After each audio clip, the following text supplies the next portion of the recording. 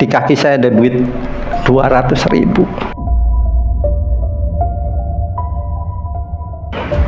Saya juga kaget, ini duit dari mana 200.000. Akhirnya saya mereka-reka. Tadi pas makan di rumah makan Padang, kalau punya kucing ini, Mas Ben akan kaya seperti saya, kaya melintir. Bener ceritanya, saya ngasih makan kucing, dapat lebihan. Ngasih makan kucing terakhir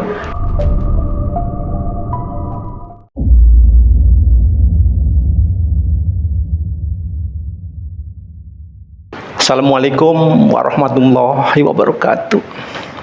Ketemu lagi dengan saya Mas Ben. Semoga sobat-sobat mengulas malam dalam keadaan sehat walafiat, banyak diberi rezeki dan dimudahkan segala urusannya. Amin amin amin ya rabbal alamin. Kali ini Mas Ben ingin menceritakan pengalaman pribadi saya, yaitu pesugihan kucing. Pesugihan ini menjadikan pemiliknya sugih melintir, artinya kaya sekali, tiap hari menghasilkan uang. Kita tahu bahwa kucing adalah hewan yang lucu, menggemaskan, mempunyai pribadi yang unik, namun sangat misterius.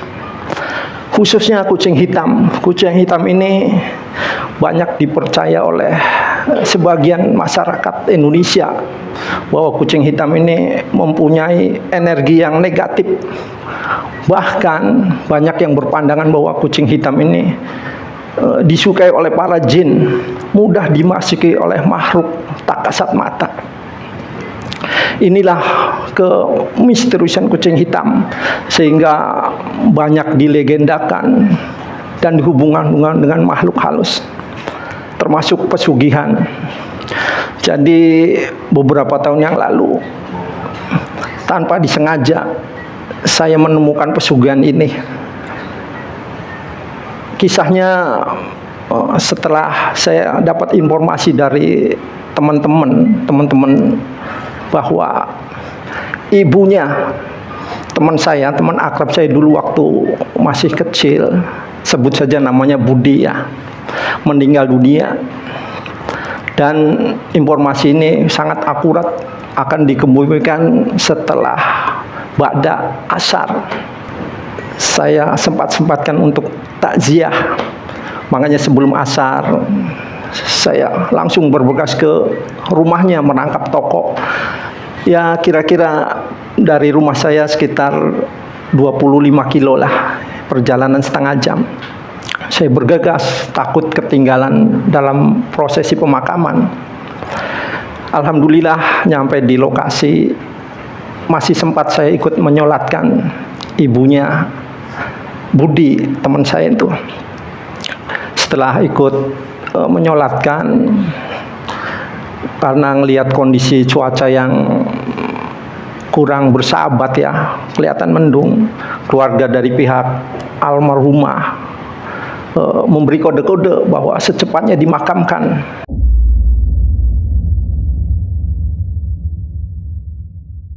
Makanya dari masjid, ya untung pemakamannya nggak jauh dari rumahnya, sekitar 20 menit lah perjalanan ke makam kampung. Saya ikut bersama beberapa rekan rombongan sempat juga mengusung jenazahnya.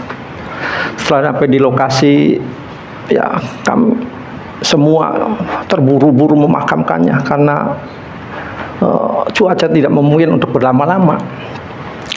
Setelah dimakamkan, prosesi selesai, nyata hujan mulai turun, maka semua yang ikut penguburan lari lunggang-langgang, termasuk saya dan keluarga almarhumah.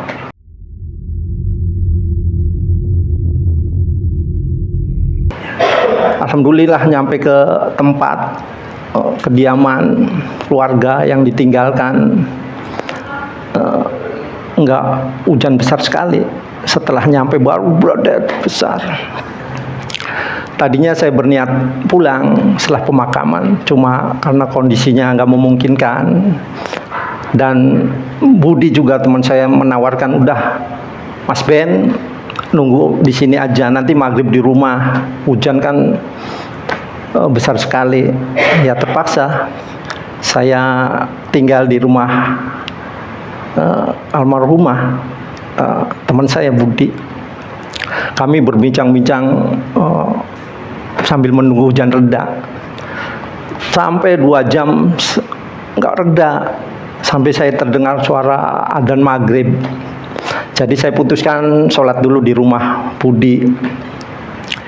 Kami dan beberapa keluarga Budi berkumpul di ruang depan, dan beberapa tidur-tidur di ruang tengah. Jadi saya ngelihat dapur kayak lorong tuh, jauh sekali. Rumahnya memang besar, rumah bangunan tahun 50-an lah. Ini warisan dari bapaknya Budi ya.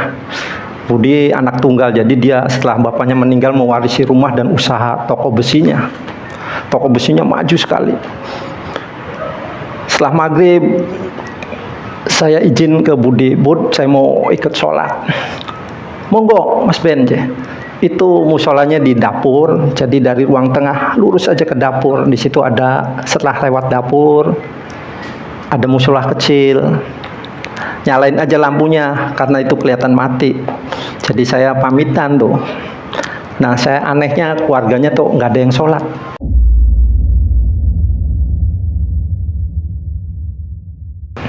Atau memang belum, nggak tahu, tapi yang sholat saya sendiri. Saya langsung masuk ke dapur. Nah, di dapur ini sepi sekali. Dapurnya lebar, luas, panjang, dengan lampu yang redup ya. Saya sempat nengok ke ruang tengah. Mereka kumpul di ruang tengah dan ruang depan. Sebetulnya masuk ke dapur ini kok perasaan saya nggak enak sekali. Kayak ada hawa-hawa dingin ya. Hawa-hawa yang negatif. Cuma saya abaikan lah, saya niatnya untuk sholat. Jadi saya ngelewatin dapur, kebetulan di situ ada WC. Saya mau buang air kecil dulu. Sebelum masuk WC, saya sempat nengok karena ada hal-hal yang aneh. Nengok ke kanan, di sana ada lorong gelap ya. Kelihatan ada mata yang bersinar.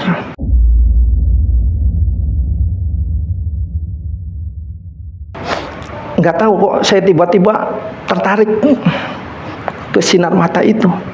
Jadi saya coba mendekati, kayak ada tarikan tak saya sadari. Ya saya ngikutin perasaan aja. Saya ngelewati WC, ngelewati dapur, ada lorong rada gelap. Saya kaget setelah masuk lorong itu, ternyata ada kucing hitam.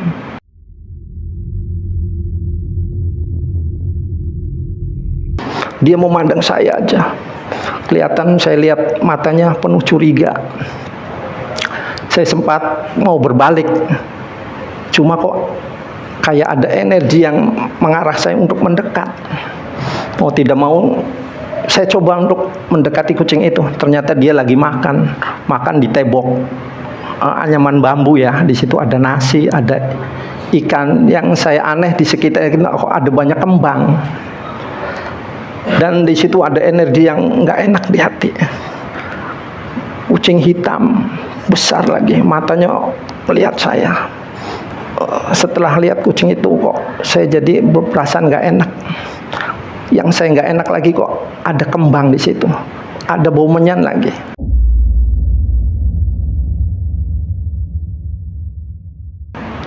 Pikir saya, sesaji nih, sesaji buat siapa? Tapi kok di situ ada kucing yang dekat sesaji. Tapi ingat saya waktu untuk sholat ya, kalau maghrib dan waktunya pendek, saya bergegas aja balik lagi, kembali ke dapur. Dan saya setelah berwudu, saya cari ada musola kecil, tapi gelap kelihatannya. Saya raba-raba. Setelah musola nyala, saya coba sholat. Musola ini kayaknya nggak pernah dipakai, soalnya lembab sekali. Terus bau apa ya? Bau tempat ruang yang nggak pernah dipakai.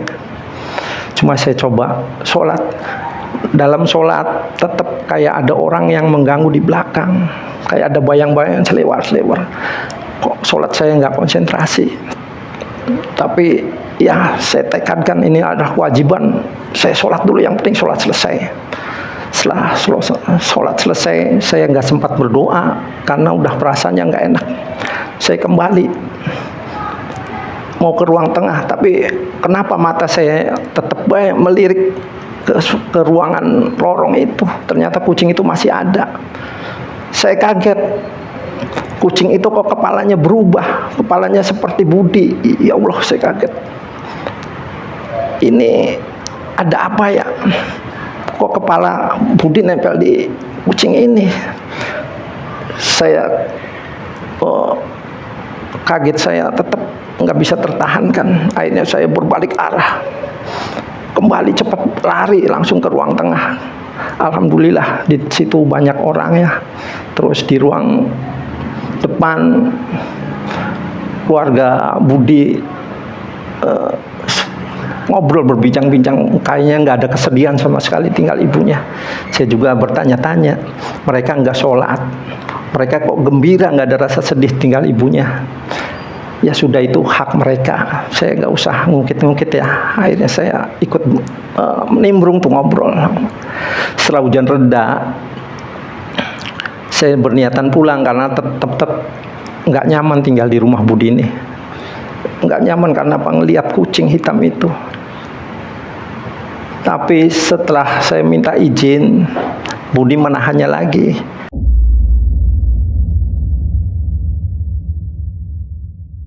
Mas Ben, jangan pulang dulu, bantu dong. Ini kan sebetulnya mau tahlilan hari pertama aja. Kami keluarga perempuan semua. Tolong ya, nanti habis tahlil aja pulangnya. Jadi saya nggak enak nolak permintaannya dia. Akhirnya saya tahankan lagi. Benar, berapa menit kemudian makanan-makanan baru berdatangan. Ya, saya maklum Budi kan orangnya orang kaya, jadi semua makanan dia pesen semua di rumah makan untuk acara tahlil nih.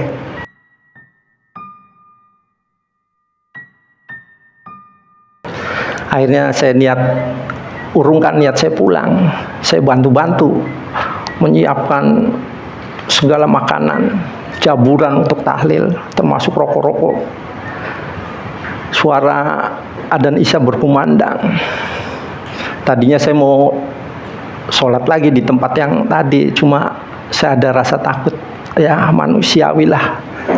Ada getar-getar mengerikan di belakang ini, apalagi lihat kucing yang aneh berkepala Budi lagi. Akhirnya saya niatkan sholat di masjid karena nggak jauh.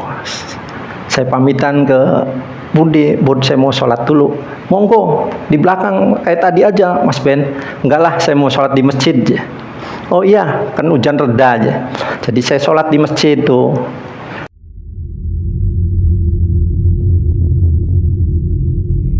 Setelah Isya, rombongan yang sholat berhamburan, bareng menuju rumah Budi untuk tahlil. Mungkin udah diumumkan di masjid sih ya.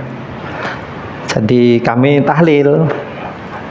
Setelah tahlil selesai, mereka pada pulang. Saya juga tadinya mau pamit, cuma Budi nahan lagi. Nanti sih Mas Ben, kita ngobrol dulu, ngopi dulu. Kan ada Pak Ustadznya juga belum pulang ya.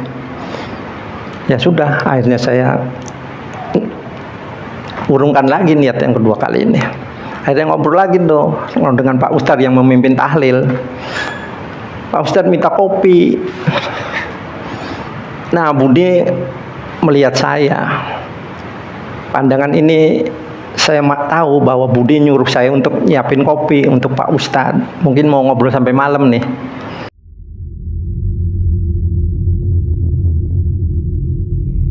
Ben, punten sih, bikinin kopi, kopinya di dapur. Aduh, saya kaget lagi. Saya takut sekali tadi masuk dapur ya. Saya mau ngomong takut, ya malu ya. Jadi, ya diberani-beranikan aja. Iya Bud, saya bikin kopi buat berapa aja. Yang mau bikin kopi, ternyata 2 orang yang mau dibikin. Jadi saya masuk ke dapur, saya udah dikasih tempat untuk kopi dan airnya di dapur, dan saya paham masuk dapur, saya cari-cari, itu kucing masih aja di situ, malah dia mendekat. Kucing ini menurut saya aneh, saya merasa getaran-getaran negatif. Saya jadi berpikir macam-macam, ini kucing jadi-jadian, pikir saya. Cuma ya sudahlah, yang penting dia nggak mengganggu, biar aja dia ngelihat pandangan ke saya, pandangan curiga. Selama kucing ini tidak mengganggu, tidak menggigit, saya abaikan. Saya buru-buru bikin kopi tuh, sampai tangan rada gemeter, karena kucing ini mendampingi saya aja, lewat lagi sambil matanya melihat saya. Setelah kopi selesai, saya buru-buru masuk ke ruang depan. Saya sajikan ke Pak Ustadz, ngobrol. Setelah ngobrol lama, sekitar jam 10-an lah, Pak Ustadz pamitan. Ya kesempatan saya juga ikut pamit ke Budi waktu itu. Bud, saya pamit ya, mau pulang udah jam 10. Saya tuh takut kemalaman, kan perjalanan ke rumah hampir 30 kilo aja. Ya sudah, hujan udah reda, terima kasih ya Mas Ben. Jadi saya buru-buru tuh pamit pulang. Dalam perjalanan saya kan belum makan tuh ya, masih di rumah Budi hanya cemilan-cemilan. Jadi saya takut lapar nih nyampe rumah, jadi saya makan, masuk warung rumah makan Padang tuh ada, masih buka waktu jam 10. Saya masuk rumah makan Padang, saya makan, tiba-tiba ada kucing hitam. Tapi kucing ini kecil, beda dengan yang di rumahnya Budi besar, tapi modelnya mirip hitam. Saya kaget, tadinya saya berpikir ini kucing jadi-jadian kayak seperti rumahnya Budi. Tapi setelah yang makan banyak ya, waktu itu ada 5-6 orang, lampunya terang, saya jadi tegar, tidak ada rasa takut, saya hilangin kucing kecil ini hitam. Setelah saya makan, kucing tuh ribut aja di pinggir saya, melihat aja, ngeng-ngeng kayak kelaparan. Makanya saya suirin daging tuh, beberapa dia lahap, kelihatan lahap makan. Setelah selesai makan, saya lihat kucingnya udah nggak ada, mungkin udah pergi ya. Jadi saya ke kasir tuh, kasir berapa Pak? Makan 18.000. Saya ingat saya ngeluarin duit 20.000. Berarti kan kembalian 2.000 buat tukang parkir paket saya kembalikan.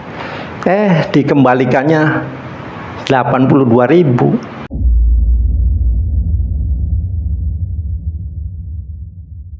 Mas, kembaliannya. Saya kaget kok 20.000 jadi 82. Saya tekankan ke Mbak takut salah dan merugikan warung. Mbak, saya duitnya 20.000 loh. Mbak ngomong, enggak loh Pak, ini duitnya 100.000. Saya kaget. Saya ingat saya ngasih duit 20.000, itu satu-satunya duit saya. Tapi Mbak tetap ngotot, ini Pak 100.000 nih Mak, sambil nunjukin uangnya. Ya gimana lagi, berarti saya kan untung, pikir saya. Ya sudah, saya nggak salah, saya sudah mengingatkan bahwa uang saya 20.000 kok disusupnya 82.000. Berarti seakan-akan uang saya 100.000. Iya Pak, ini uang 100.000 aja. Ya sudah, saya disyukurin aja, alhamdulillah ini rezeki saya. Saya nggak berpikir macam-macam, sudah aja mungkin saya salah ngasihin uang. Saya pulang. Sebelum rumah, saya kan biasa tidur malam ya, kadang-kadang jam 1, jam 2. Pikir beli cemilan dulu, pisang goreng. Pisang goreng 82.000 nih, 10.000 masih 72. Saya pulang. Sampai rumah sekitar jam 11 lebih lah, hampir setengah 12. Benar, di rumah saya nggak bisa tidur ya, udah kebiasaan dari muda. Saya kalau sebelum jam 1 saya belum ngantuk. Makanya jam setengah 1 saya nongkrong lagi depan di teras sambil makan pisang goreng tuh. Tiba-tiba muncul lagi kucing hitam kecil. Ya Allah, kok kucing hitam, apa kebetulan apa lo ya, wallahu alam. Mereka ngeong-ngeong ngerasa kelaparan. Saya lihat kok gelap sekali, agak merinding ya, tetap saya tuh. Tapi ya udah, emang ini kucing hitam. Saya tendang tuh kucing. Bener kucing, bukan makhluk jadi-jadian. Saya kasih pisang goreng, lahap lagi. Habis itu saya udah mulai ngantuk nih setelah pisang goreng habis. Pas lihat kucing menghilang kemana nih, mungkin sudah pergi, udah kenyang ya. Pas saya berdiri, tiba-tiba di kaki saya ada duit 200.000.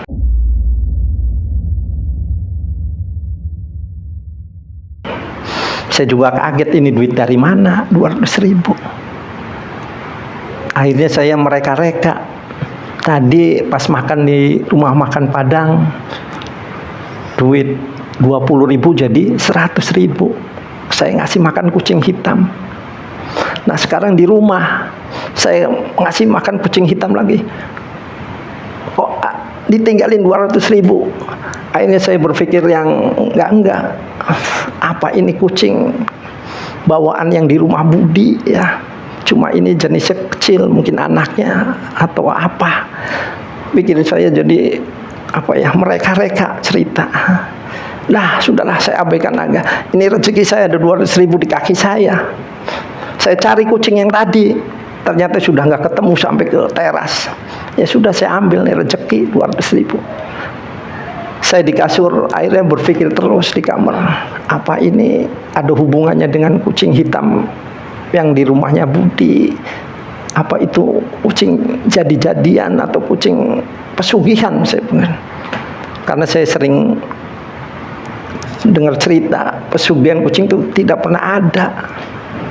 Kalau ada pesugihan ini, pesugihan yang sangat langka, jarang terjadi. Di mana nyari kucingnya? Siapa? Tempatnya di mana? Cara ritualnya gimana? Ya belum tahu.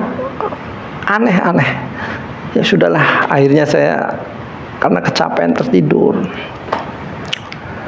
Paginya Budi ngebel saya. Tumben, sebelumnya nggak pernah kalau nggak hal yang penting. Ngebel, Mas Ben, ada di ruang nggak? Ada aja. Saya mau mampir ya. Saya mau beli rokok untuk tahlilan hari kedua nih. Silahkan. Jam berapa nih? Ya sejam lagi lah aja. Waktu itu udah menunjukkan jam 8 lah, berarti jam 9. Benar. Terus jam 9 Budi datang ke rumah saya dengan mobil terbarunya, Toyota Alphard. Waduh, saya tuh luar biasa nih Budi, sukses dalam hati saya. Toko besinya tambah maju.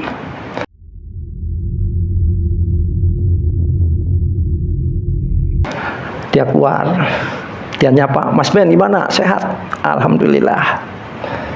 Ngobrol ya, teman lama ya, teman kecil, ngobrol ngalor ngidul. Setelah ngobrol 1 jam, Budi tiba-tiba terdiam, memandang saya, menyelidik lah. Saya jadi kikuk atau salah tingkah. Saya sampai ngomong, kenapa Bud memandang saya kayak gitu? Akhirnya Budi ngomong, Mas Ben orang terpilih. Saya kaget, terpilih apa? Dianggap guyon aja yang temennya. Terpilih sama kucing saya aja. Mas Ben udah ngeliat kan kucing saya di belakang. Dia tahu padahal saya nggak cerita. Nah itu milik saya. Mas Ben mau kalau punya kucing ini, Mas Ben akan kaya seperti saya, kaya melintir. Saya jadi tertegun. Saya benar ceritanya, saya ngasih makan kucing dapat lebihan, ngasih makan kucing terakhir dapat 200.000. Jadi benar nih. Akhirnya saya ngomong, pesugihan kucing. Ya terserah Mas Ben aja lah nyebutnya. Pesugihan kucing ini kata dia langka.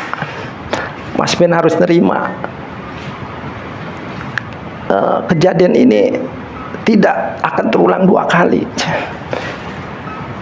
kucing sendiri yang memilih majikannya aja. Kan tahu sendiri Mas Ben, beberapa kali kan ternyata dia tahu padahal saya nggak cerita. Saya tadi malam bermimpi Mas Ben telah dipilih oleh kucing saya. Tidak semua orang bisa memiliki kucing hitam seperti saya. Buktinya, lihat kekayaan saya, mobil, istri saya 2, toko besinya kan ngelebihin orang tua saya. Luar biasa kan, beda dengan pesugihan lain. Harus bertapa, harus mengadakan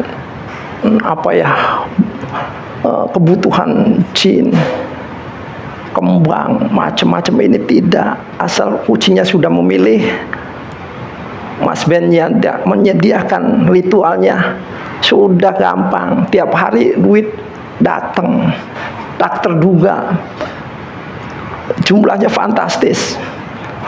Saya jadi pengen tahu, sebetulnya nggak minat sih. Saya tahu resikonya, tahu dampak akhirnya, tapi saya karena pengen tahu jadi nanya.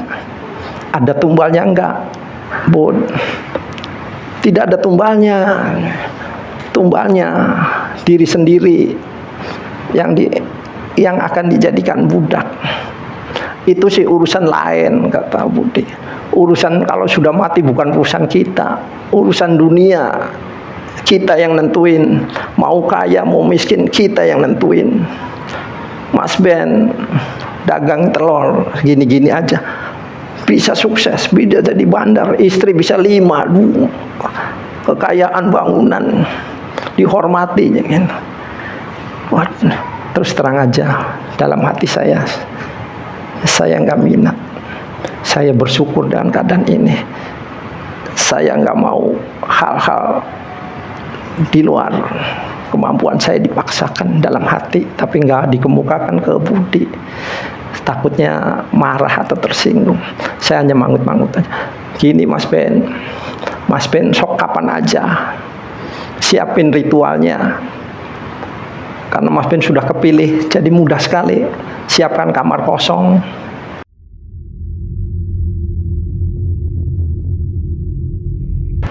Nanti malam atau besok atau lusa bebas. Siapkan nasi sekepel, ikan bandeng digoreng, lilin, terus minyak jafarin, minyak Arab, dan terakhir darahnya terserah, darah ayam tapi masih segar. Kalau mau lebih mujarab, menghasilkan uang banyak, darah babi katanya, tapi kan susah.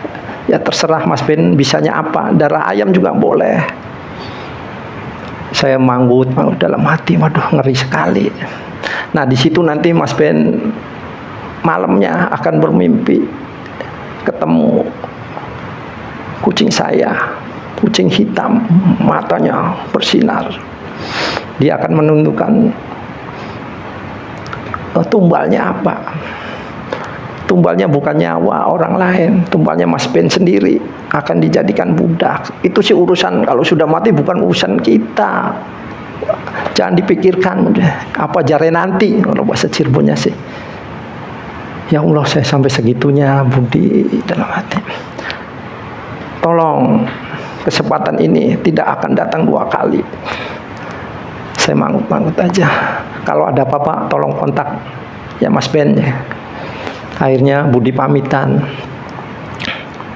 pulang dengan mobil Toyota Alphard-nya. Saya itu luar biasa kekayaannya Budi ini. Tapi saya nggak tertarik. Saya tahu di akhir kehidupan orang pesugihan itu akan sengsara. Saya nikmatin aja kondisi saya ini, saya syukurin.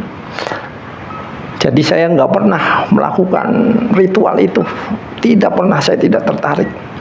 Walaupun kucing itu muncul lagi, karena saya udah putuskan tidak mau ngikutin pesugihan kucing walaupun sudah dipilih. Jadi saya nggak kasih makan tuh kucing. Muncul lagi kucing, nggak, saya diamin aja. Ternyata dia pergi sendiri. 2-3 kali tuh kucing itu datang.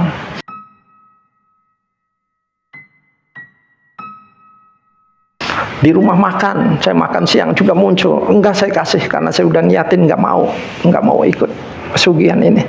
Akhirnya lama-lama kucing itu menghilang sendiri dan tidak datang lagi. Mungkin mereka tahu bahwa saya nggak minat, walaupun sudah kepilih. Jadi dia pergi sendiri, nggak dampak apa-apa. Kalau sudah saya ngikuti ritual, sudah ikut perjanjian, waduh, membatalkannya susah. Mereka akan marah dan dampaknya akan nyerang saya gitu, pikir saya. Jadi saya nggak mau macam-macam. Benar, setelah beberapa hari mereka nggak muncul lagi. Saya tuh bersyukur, alhamdulillah. Baru beberapa bulan kemudian ada berita dari Budi ngebel saya, "Mas Ben kesini Mas." "Ada apa Bud?" "Saya mau ngobrol aja." Jadi saya ke sana habis maghrib ya, karena sempatnya habis maghrib karena saya dagang. Di sana Budi cerita, "Menurut Mas Ben gimana ya? Istri saya kedua nih kan hamil ya. Udah di USG, bayinya kembar." Saya tuh bersenang sekali, sangat bersyukur punya anak kembar dari istri kedua nih. Tapi setelah 8 bulanan lah, ternyata bayinya hilang 1 aja.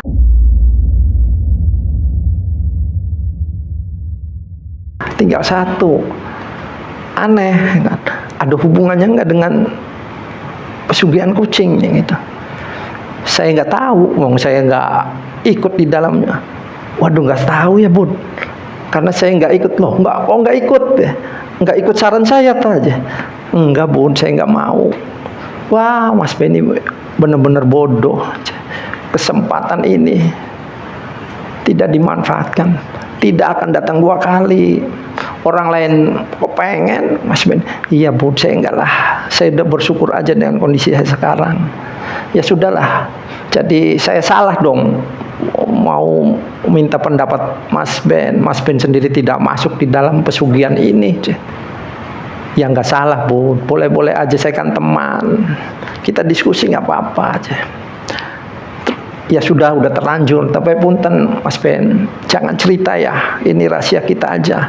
Jangan cerita ke istri saya, ke keluarga saya. Iya, itu.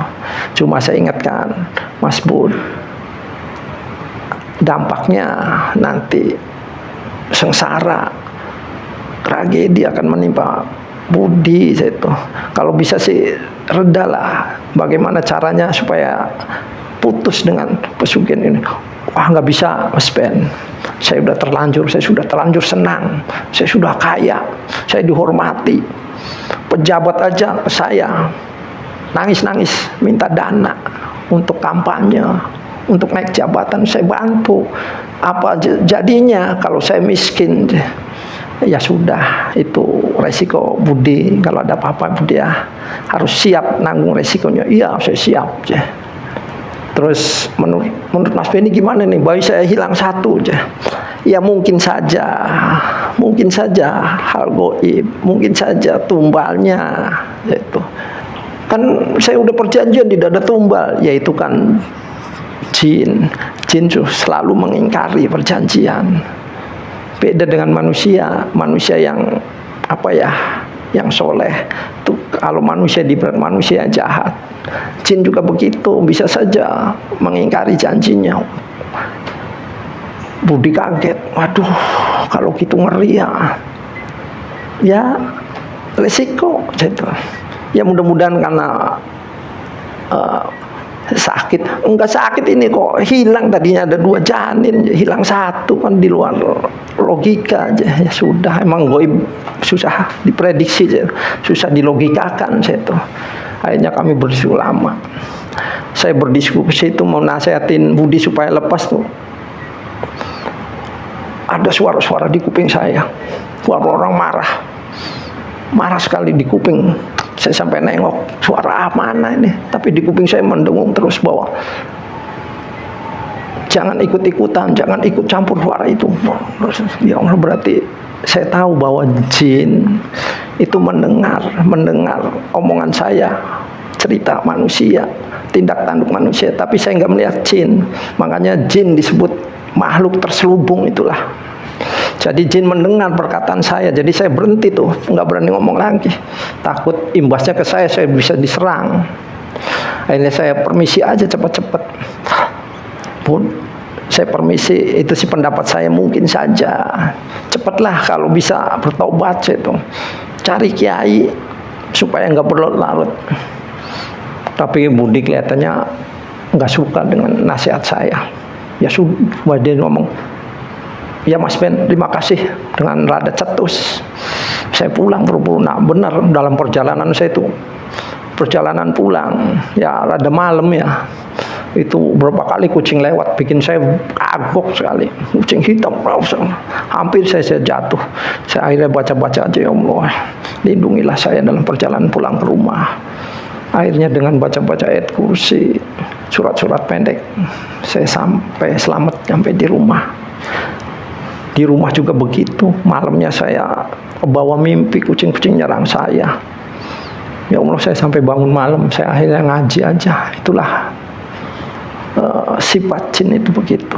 Kalau saya menghalangi ya saya diserang. Ya udah terlanjur interaksi dengan makhluk ini, ya saya hadapin aja. Saya doa-doa aja, saya buat kursi, ayat-ayat kursi terus. Sebulan kemudian Budi juga ngebel saya lagi. Bayi kembarnya yang tadinya kembar tinggal satu udah melahirkan, tapi dalam keadaan mati.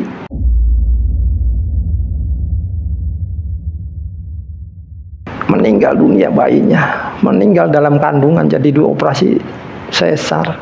Ya Allah, saya tuh, ya mungkin ini dampak dari pesugihan kucing. Kaya melintir, kaya sekali, tapi tumbalnya anak bayi. Walaupun dalam perjanjian tidak ada tumbal, ya jin itu selalu mengingkari.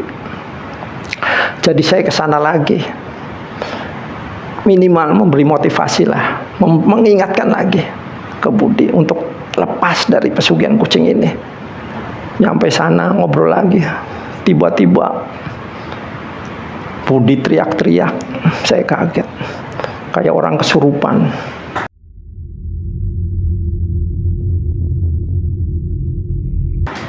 Akhirnya keluarganya datang, ngobrol, diapain Mas Ben?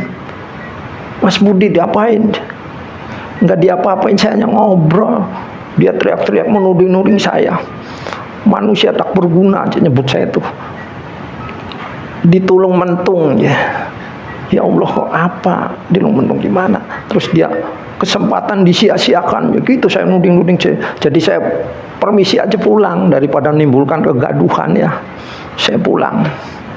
2 hari ngebel lagi keluar. Ini yang ngebel anaknya, bahwa bapaknya Budi ini kayak orang stres, orang gila, teriak-teriak kalau malam minta ampun-ampun. Jadi saya datang, saya sarankan bawa ke kiai. Keluarganya nurut nasihat saya. Jadi didatanglah kiai sekitarnya yang dekat masjid. Ya ternyata kiai juga nggak bisa nangani, karena ini kayak orang gila lah. Kiai juga akhirnya dibawa ke rumah sakit aja. Ini udah rusak saraf-saraf kepalanya, kata kiainya. Sudah ngoceh sendiri, ngamuk sendiri, nggak pernah tidur. Budi ini, saya prihatin dalam hati, ya Allah, inilah mungkin ini dampak dari pesugihan kucing. Pesugihan yang pemiliknya ini bisa kaya sekali. Kalau dalam bahasa Cirebonnya sugih melintir. Tapi di masa akhirnya, di masa selesai, mungkin dianggap selesai oleh pesugihan jin, pemiliknya akan jadi gila sebelum meninggal. gila dulu. Itulah pengalaman saya sobat-sobat. Semoga pengalaman saya ini jadi pelajaran buat kita sekalian. Jadi syukurilah